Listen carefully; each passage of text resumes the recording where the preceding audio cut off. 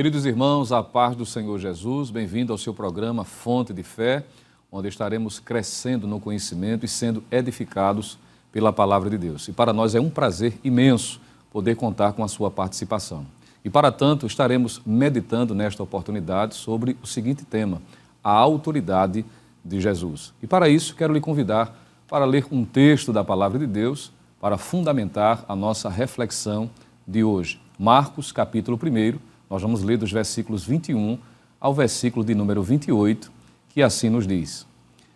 Entraram em Cafarnaum e logo no sábado, indo ele à sinagoga, ali ensinava. E maravilharam-se da sua doutrina, porque os ensinava como tendo autoridade, e não como os escribas. E estava na sinagoga deles um homem com um espírito imundo, o qual exclamou, dizendo, que temos contigo, Jesus Nazareno? Vieste destruir-nos? Bem sei quem és, o Santo de Deus. E repreendeu Jesus, dizendo, cala-te e sai dele. Então o espírito imundo, agitando-o e clamando com grande voz, saiu dele. E todos se admiraram, a ponto de perguntarem entre si, dizendo, que é isto? Que nova doutrina é esta? Pois com autoridade ordena aos espíritos imundos, e eles lhe obedecem. E logo correu a sua fama por toda a província da Galileia. Este texto da Palavra de Deus está inserido em um dos registros mais belos que nós encontramos no Novo Testamento. Claro, sabemos que todos os livros da Bíblia são igualmente inspirados. Não há um livro mais inspirado do que outro. Mas sabemos de que há relatos que se destacam pela forma em que o escritor sagrado foi utilizado pelo Espírito Santo de Deus. E o evangelista Marcos, no momento em que ele registra os fatos principais que marcaram o ministério terreno do Senhor Jesus, ele fez questão de apresentar a Cristo como um servo que está sempre à disposição. Isso é significativo porque o público-alvo a quem Marcos se dirige, majoritariamente, é um público romano ou gentio. E, para tanto, ele apresenta o Senhor Jesus como um servo que está à disposição. A propósito, é o próprio evangelista Marcos que registra uma das palavras mais conhecidas do Senhor Jesus, quando ele diz que o Filho do Homem não veio para ser servido, mas sim para servir. No entanto, nós encontramos nessa narrativa em que Jesus está sempre à disposição, e perceba de que no Evangelho de Marcos, as terminologias logo, imediatamente, é corriqueira no seu registro, apontando esse aspecto dinâmico, Jesus sempre à disposição, sempre a serviço daqueles que a ele recorrem. No entanto, no texto que iniciamos a leitura para esta reflexão, trata sobre algo importantíssimo, que é um dos temas centrais também tratados pelo evangelista Marcos. É que ele apresenta algo que é de suma importância para destacar o ministério do Senhor Jesus, que é a sua autoridade. E é exatamente sobre isso que queremos refletir com você neste momento. Dizer de que a autoridade de Jesus ela é central no registro feito pelo evangelista Marcos. Perceba que a própria palavra autoridade, no capítulo 1, aparece de forma recorrente.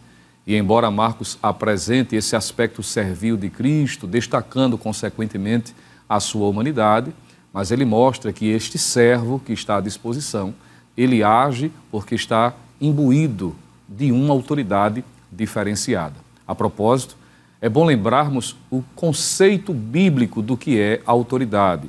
Nós sabemos que uma das investidas do diabo na atualidade é esvaziar os sentidos de palavras que são importantíssimas para o conhecimento das Escrituras, com o propósito de distorcer e dificultar o entendimento dos leitores. E a palavra autoridade na Bíblia, ela é advinda de uma expressão grega, exousia, como dizem os estudiosos, que traz a ideia de alguém que tem de forma inata a capacidade de mandar ou de dar uma ordem e de ser obedecido. Então veja que a palavra autoridade por si só, quanto à sua definição, já aponta para algo impressionante do ministério terreno de Jesus.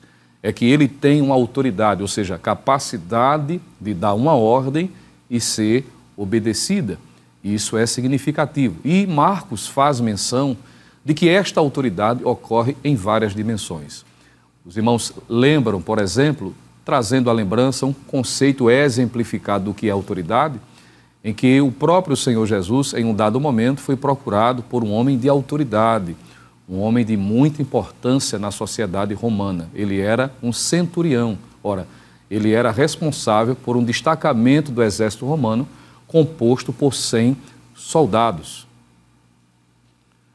E perceba que este homem, ele é alguém que se propõe a buscar o Senhor Jesus diante de uma necessidade. E que necessidade é esta? É que um servo seu está enfermo e precisa urgentemente de um milagre, de uma ação extraordinária da parte de Deus. E quando ele é sabedor de que Jesus se predispõe a ir em sua casa, ele traz uma forma muito clara, uma definição do que é autoridade de forma exemplificada, na sua forma mais central e bíblica possível. É que ele diz ao Senhor Jesus que não é digno de que ele entre na sua casa. E ele diz assim: porque eu sou um homem que tenho autoridade e digo ao meu servo, faz, e ele faz. Eu digo ao soldado, vai, e ele vai. Quando eu digo ao outro, vem, ele tem que vir, porque eu tenho autoridade. E eles sabem que precisam obedecer. E ele disse, e eu não sou digno que entres debaixo do meu telhado. Basta uma única palavra e o meu servo será curado. E isso é o que é basicamente a autoridade. E quando nós analisamos a palavra de Deus, nós vamos perceber de que a autoridade de Jesus, como dissemos, e isso é evidenciado nos evangelhos, mas especialmente pelo evangelista Marcos. Em várias dimensões, Jesus mostra a sua competência, a sua jurisdição.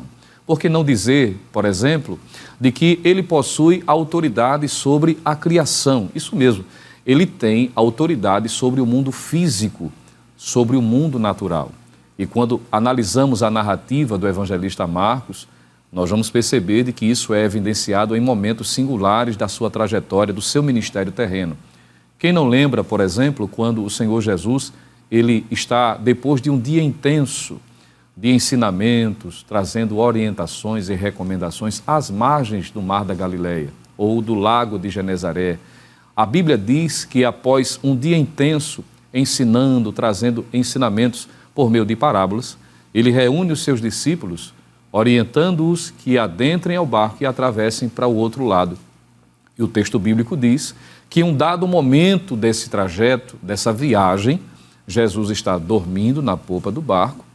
No entanto, surge um grande temporal de vento. Perceba que algo que era comum no Mar da Galileia, era muito comum, as tempestades surgirem, lembrando que a tempestade de vento, um grande temporal de vento, o que poderia acontecer a qualquer momento.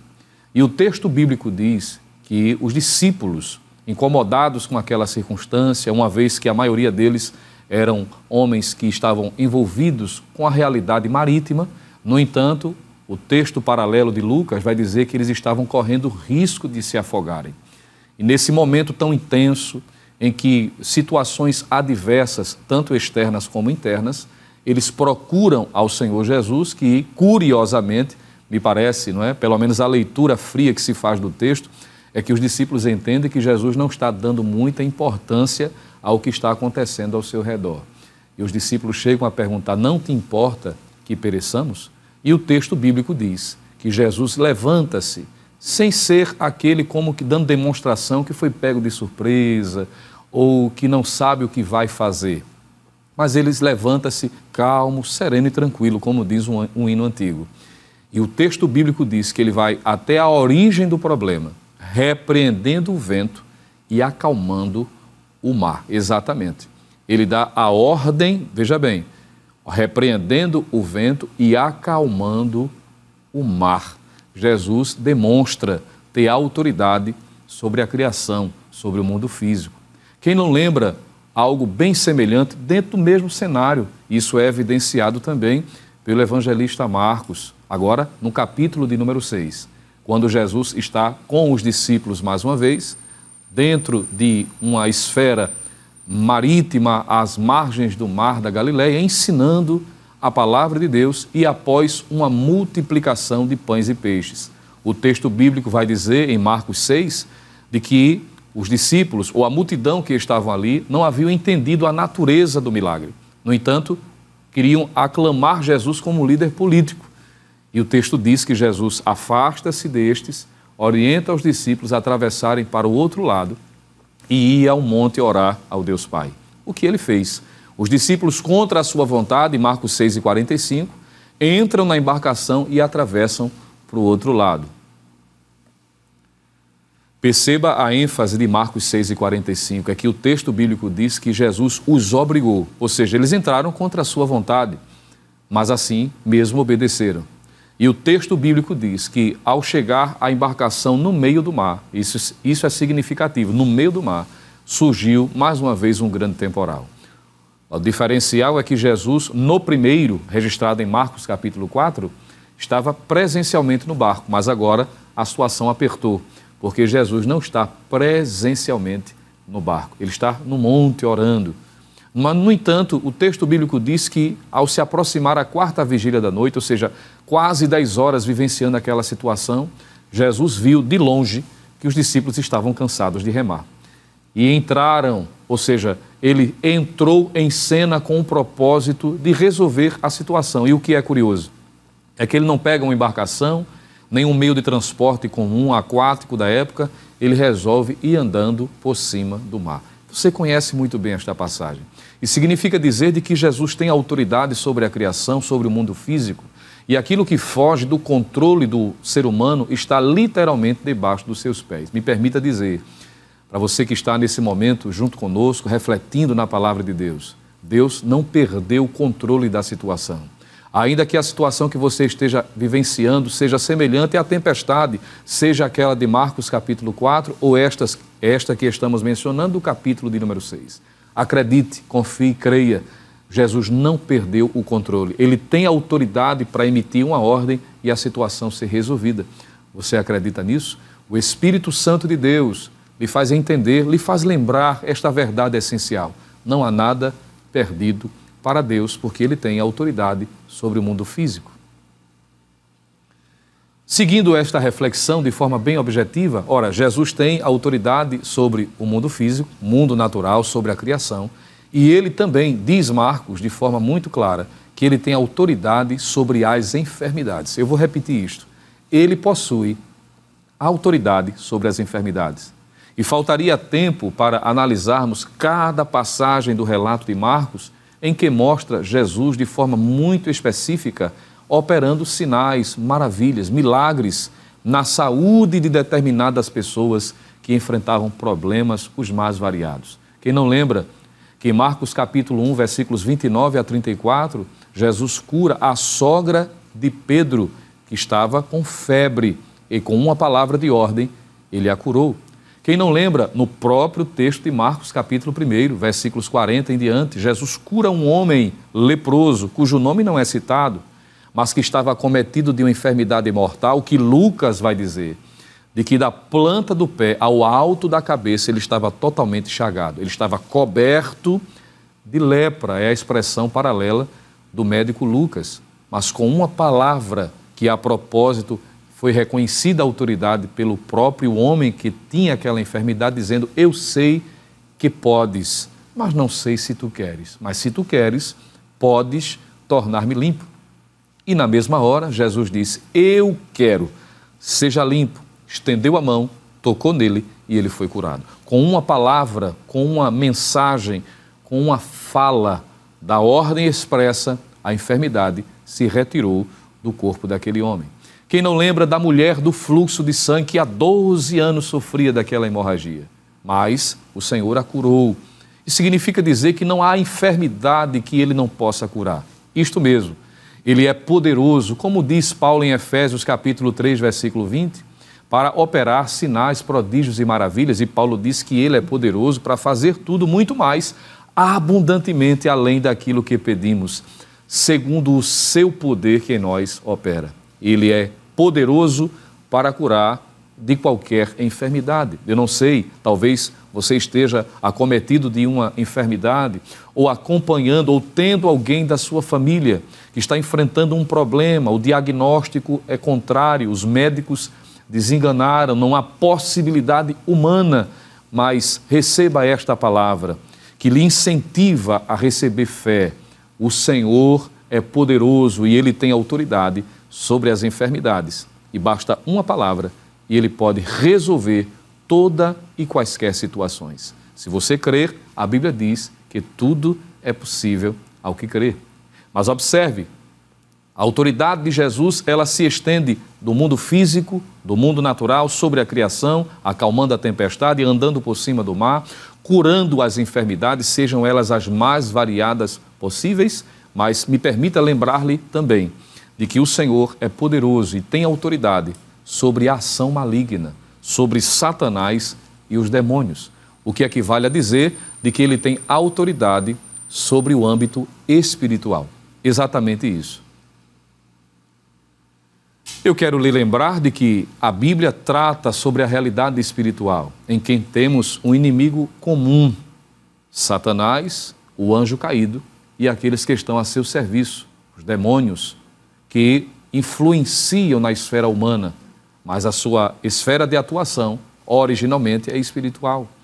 O texto de Marcos mostra de forma muito clara Jesus igualmente libertando pessoas escravizadas pelo poder de Satanás.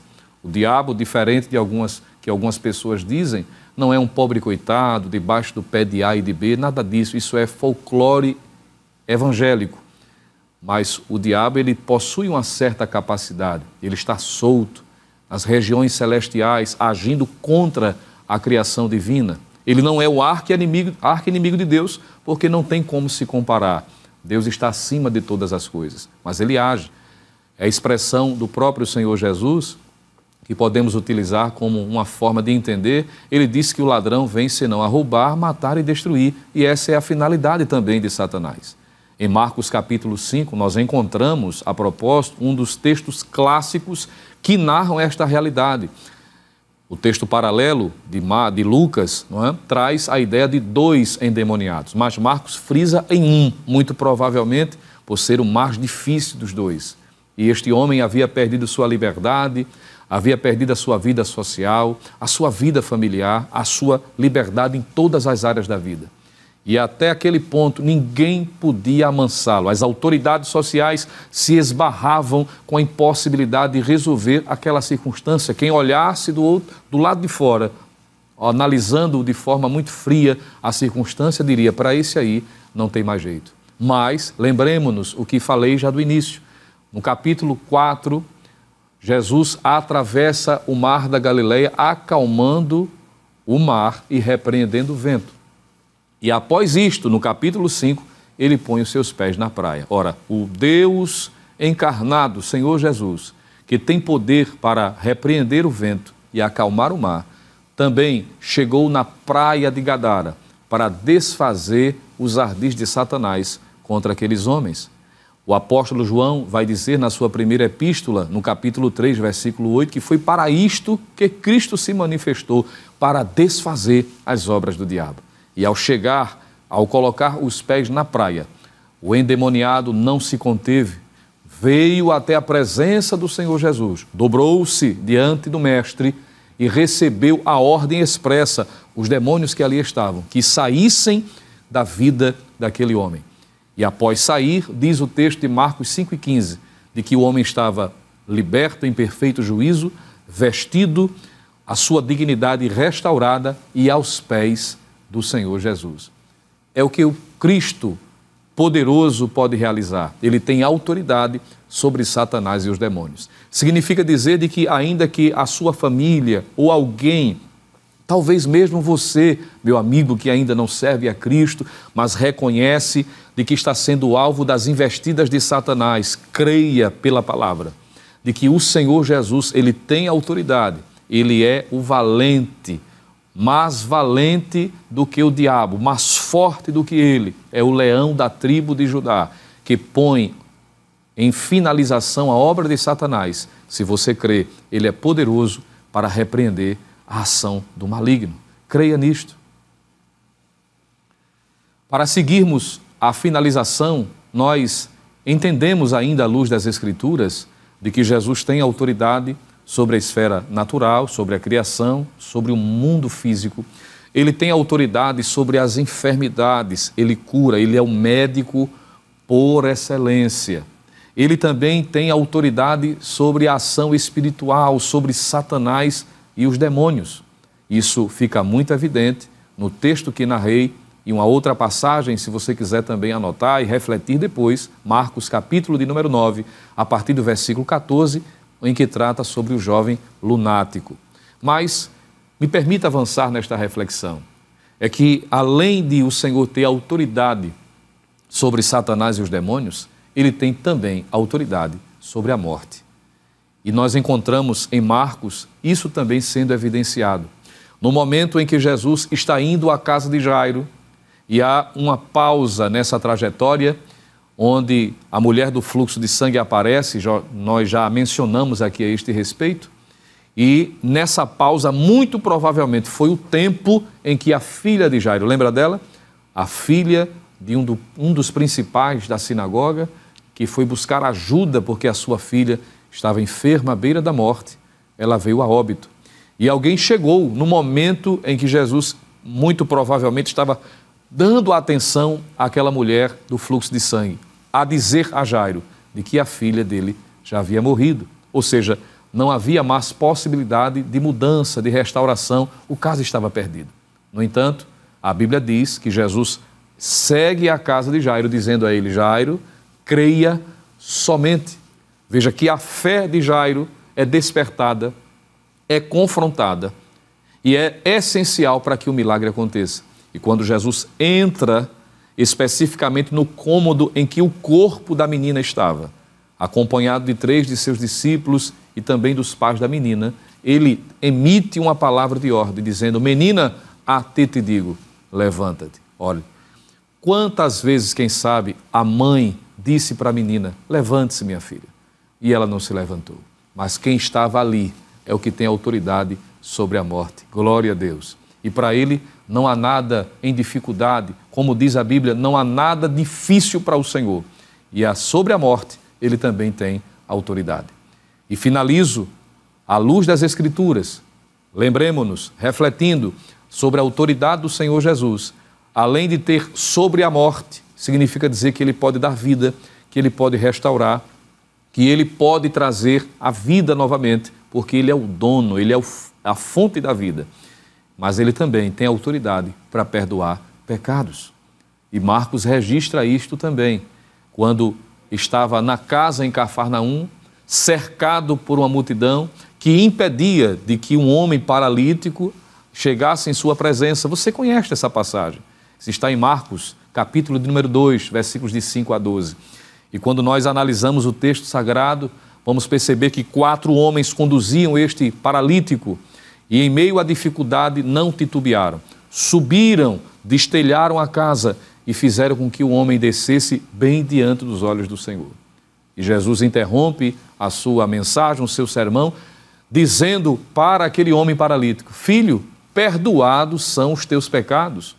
O que naturalmente provocou a discórdia, a indagação, a murmuração dos que começaram a dizer consigo: como pode este dizer, perdoados são os teus pecados? Só Deus tem autoridade para perdoar pecados. Jesus, conhecendo a indagação dos seus corações, disse: ora, o que é mais fácil dizer? Dizer a este homem, perdoados são os teus pecados, ou dizer a ele, levanta e anda? Veja que há uma provocação do Senhor Jesus. E naturalmente ninguém responde, porque ambas as situações eram bem difíceis. Mas Jesus diz: para que saibais que o Filho do Homem tem autoridade na terra para perdoar pecados, dirigiu-se ao paralítico e disse: filho, levanta-te, toma a tua cama e anda. E aquele homem recebeu a cura, que era a comprovação física e instantânea que o Senhor é poderoso para perdoar pecados. De modo que, se ainda há a necessidade, você que ainda não fez a sua decisão pelo Senhor Jesus, reconhecendo o seu senhorio sobre sua vida, a despeito da circunstância e da adversidade ou a situação que você se encontra nesse momento, acredite também pela palavra de que o Senhor é poderoso para perdoar pecados. E se há o desejo no seu coração, eu quero orar por você. Se você crer de que o Senhor é poderoso para perdoar os seus pecados, faremos isso nesse momento, apresentando a sua vida, apresentando a sua família, apresentando as causas que aos seus olhos pareçam impossível, mas, como diz a Bíblia, para Deus não há nada impossível, porque o Senhor Jesus, Ele tem autoridade. Oremos em nome de Jesus. Querido Deus e amado Pai, nós te louvamos por tua graça, por tua bondade, pela tua palavra refletida, pela tua bênção através do teu Espírito Santo, gerando em nossos corações, como diz a tua palavra, a Bíblia Sagrada, que a fé vem pelo ouvir e o ouvir pela palavra de Deus. Que haja a esperança nos corações dos que estão aflitos, passando por dificuldades as mais variadas, e que a tua palavra encontre guarida, Senhor, no coração, crendo estes de que o Senhor tem autoridade para resolver, para trazer livramento, para trazer paz, para resolver quaisquer que sejam os problemas. Aos que ainda precisam, ó Deus, te receber como Senhor e Salvador, perdoa os pecados também. Aos que estão prostrados diante de ti nesse instante, que estão confessando com os lábios, crendo de todo o coração, como diz a tua palavra. Te apresentamos a cada um deles porque cremos e confiamos no teu poder e que tu tens autoridade sobre todas as coisas. E é por isso que já te agradecemos, em nome de Jesus. Amém. Muito bem, nós agradecemos mais uma vez pela sua participação, agradecemos pela sua presença conosco. Continue acompanhando a programação da Rede Brasil e até o próximo Fonte de Fé. Que a graça do nosso Senhor e Salvador Jesus Cristo, o amor de Deus, o nosso eterno Pai, a comunhão e as divinas consolações do Santo Espírito seja sobre você e sobre sua família, agora e para sempre. Amém.